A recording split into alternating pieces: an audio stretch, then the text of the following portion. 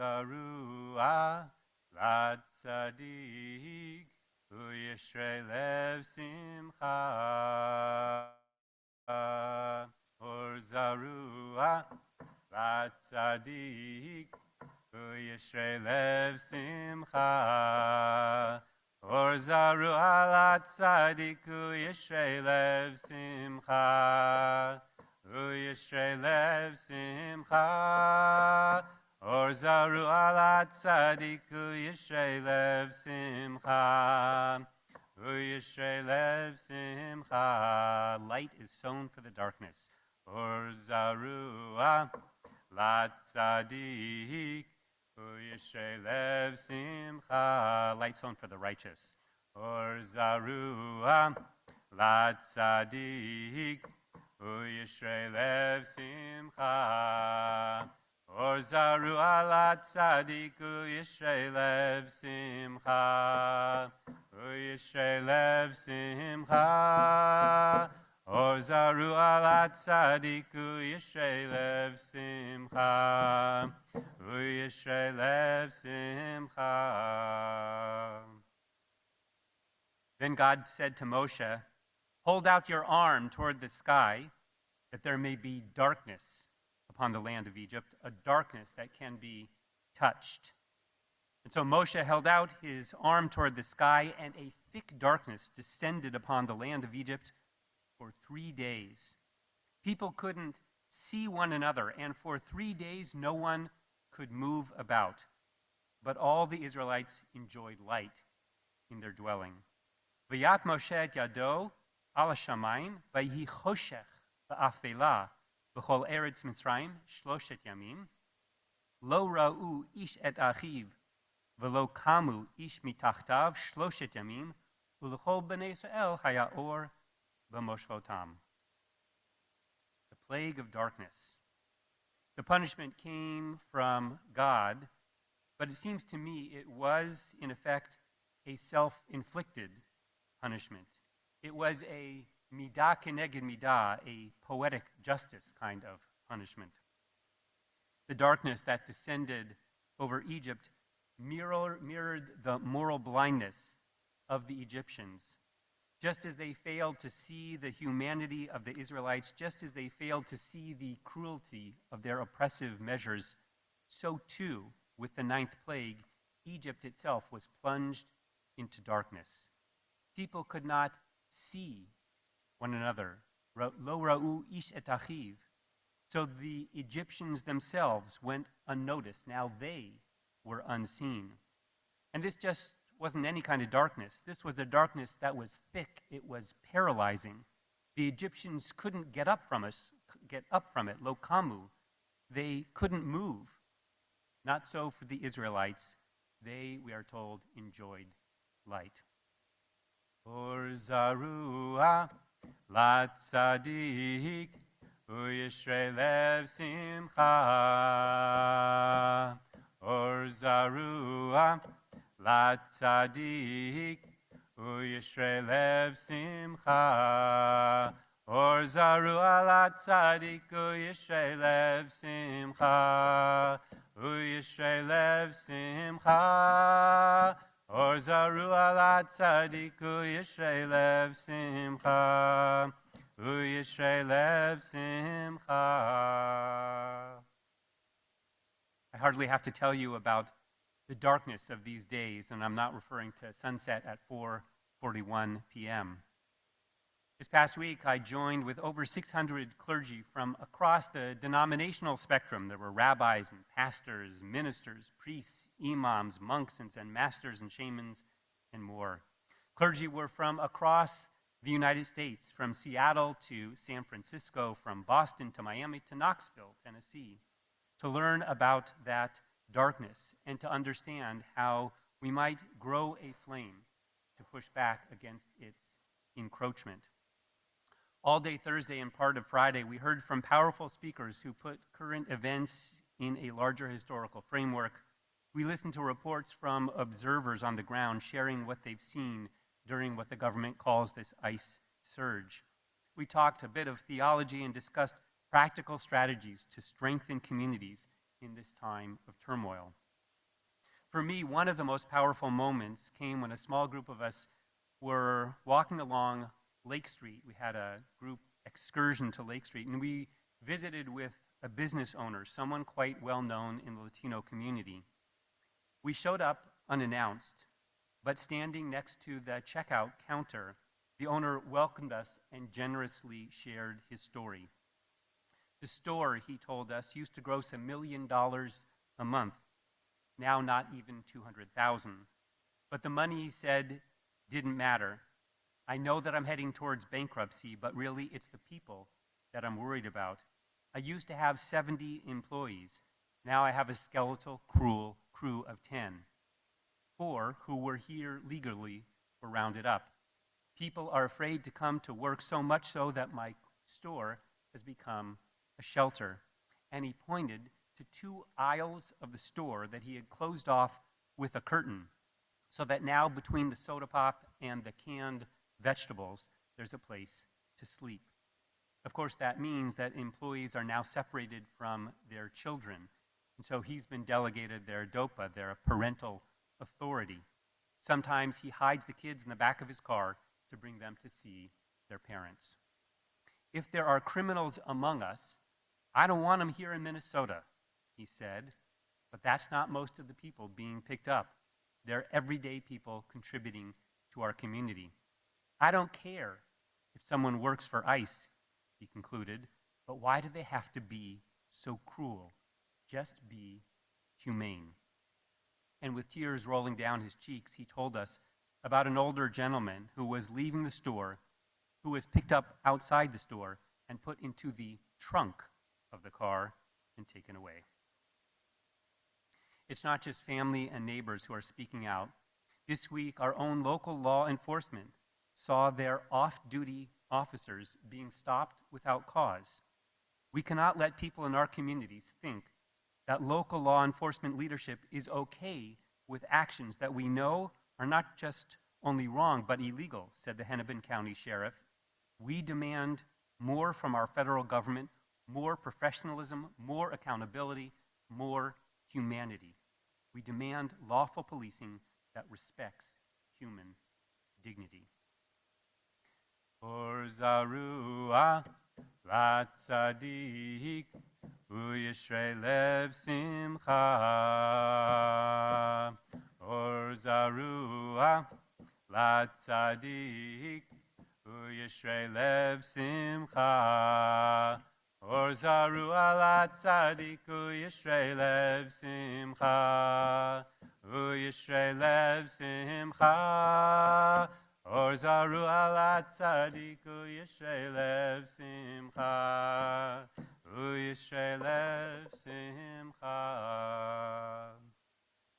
Lo ra'u ish et achiv. The darkness was so deep, the Egyptians didn't see one another. Lo ra'u ish et achiv. They didn't see et achiv, that they were achim, brethren.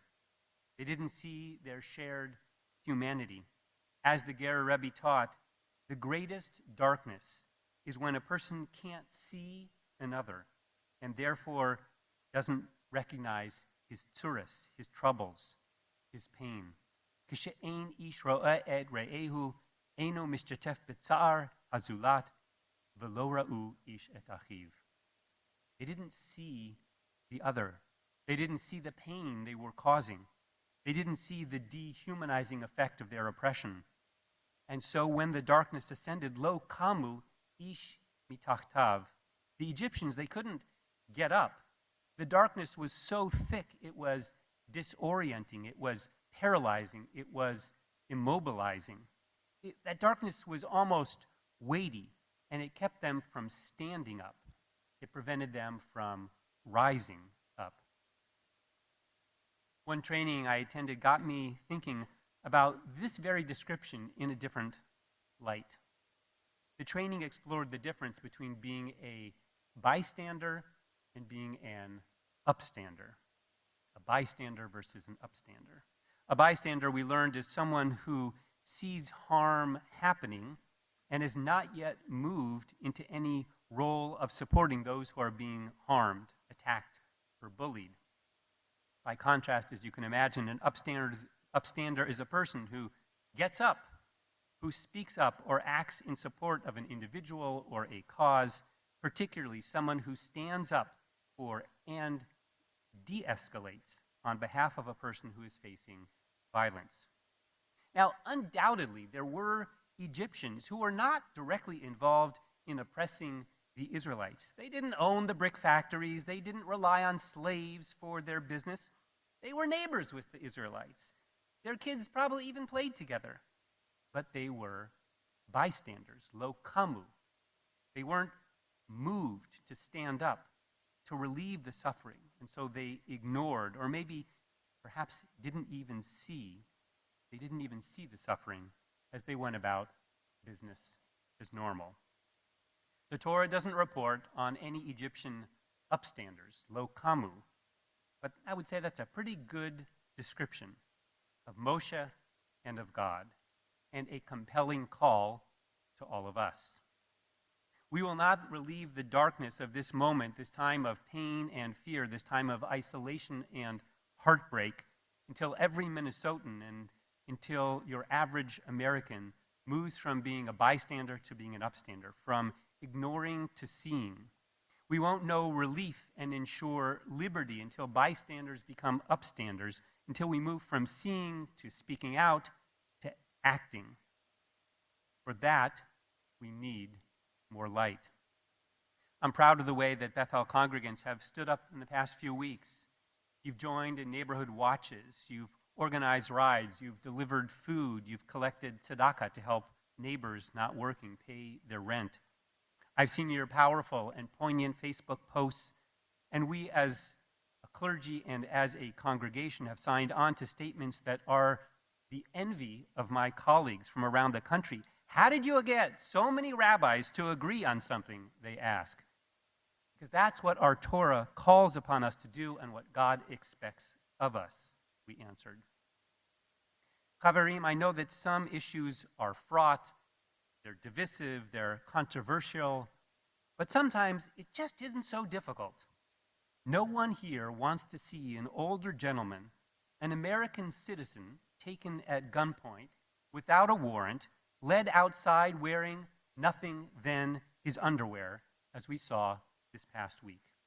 No one here wants to see a 5-year-old wearing a blue bobbled winter hat arrested even though his family had entered the country legally, as we saw this past week. And people of all political persuasions should be calling out what it is, cruel and outrageous. It's a moment that demands a response, and we have the words and the wherewithal. Ulechol b'nei Yisrael haya or b'moshvotam. For the Israelites, there was light, and for us too. We felt that light as interfaith clergy who disagree on theology and politics, but came together in song and in what my colleagues at Westminster call fellowship. I saw that light Friday morning, yesterday, volunteering with other clergy at Dios Hablo Hoy, a church-turned-food shelf in Bloomington. In the beginning of December, when the surge was just starting, they thought, well, maybe there might be a need for food. Maybe we can help feed 20 people. And so they put out a call on social media, and 2,000 people showed up. Since the killing of Renee Good, the numbers have only skyrocketed. Today, having turned their sanctuary and social hall into a distribution center, they're serving 1,500 people a day. It wasn't just the light from feeding the hungry that I saw. It was from breaking down silos and really seeing one another. Sergio, the pastor, told us that the first people to volunteer were from the LGBT community, even though his church had no previous relationship with that population. It's a light that came from the volunteers who have reached out in tremendous numbers, record numbers. It's the light from people like Pastor Sergio, who is guided by his faith that God will provide and by his ever-expanding heart. We're just out here loving people, he said. I pray for ICE too. They're human too. I just pray that they do their job with dignity. and the light kept me warm in frigid temperatures as I marched with hearty and open-hearted Minnesotans downtown. Now, I recognize that I'm privileged. I'm white, I live in a bubble, I don't fear for myself or my family, but I am heartbroken for our city and worried about our country. I know that others are not so lucky. They're hiding, or living in the shadows. Our job as Jews and as Minnesotans is to be a source of light. We've supported individuals and families, both within our congregation and outside of our congregation. We've worked through Bethel, and I know others are working with many other organizations. Kol hakavod to all of you. But there's so much more that we can and must do. We must move, as we learned in our two-day clergy gathering, from simply protesting to organizing, from responding to this as a one-off and immediate crisis to a sustained effort, an expanded effort, not just of individuals, but I would say of our congregation. Protest, we learned, is driven by urgency. Organizing is driven by endurance. It means planning not only for the crisis in front of us, but for the one that we know will come, not long after the headlines have moved on. Protesting is showing up when the phone rings. Organizing is making sure that the phone doesn't have to ring every time. Mobilizing depends on a handful of heroic people who always say yes. Organizing makes possible for many people to say yes, even in small ways, over a long period of time. Protesting can look like writing a check or delivering a meal or marching downtown. Organizing looks like a relationship, showing up again and again, learning names, listening deeply, and allowing ourselves to be changed by the people and partners we walk alongside. Because the work of justice and chesed is not something we do for others, but something we do with others. What does this look like at Bethel? It means growing our volunteer base, strengthening our partnerships with organizations like STEP, and developing additional partnerships with organizations and other faith communities. It means growing the number of people taking on leadership roles, and on and on. As Rabbi Goldberg said last week, and I think this might become a mantra, it's not just about having a chesed committee or growing a chesed chavara, it's about becoming a chesed congregation. Again, I encourage you to speak to him or to me as we dream together. V'lechol b'nei Yisrael haya or b'moshvotam. The Israelites had light, and we do too. Let's use it for good. For good. Let us shine a light of tzedek, of justice, by witnessing when legal procedures are being disregarded. Shine a light of compassion by increasing our support for the vulnerable and those in need. Shine a light of love and of solidarity on our immigrant neighbors who are scared. Shine a light of appreciation on government leaders and on lawyers who are committed to upholding the Constitution. Let us amplify the light emerging from community organizers and passionate volunteers who are fighting for our democracy. Shine a light of gratitude on our law enforcement who are doing their utmost to keep us safe. And let us draw upon the light of Torah from the core story of our tradition to shine a light of hope that will guide our journey from degradation to dignity, from oppression to liberation, from subjugation to redemption. Or zarua latzadik uyeshrei lev simcha. Or zarua latzadik uyeshrei lev simcha. Or zarua latzadik uyeshrei lev simcha. Uyeshrei lev simcha. Or zarua latzadik uyeshrei lev simcha. Uyeshrei lev simcha. Shabbat shalom.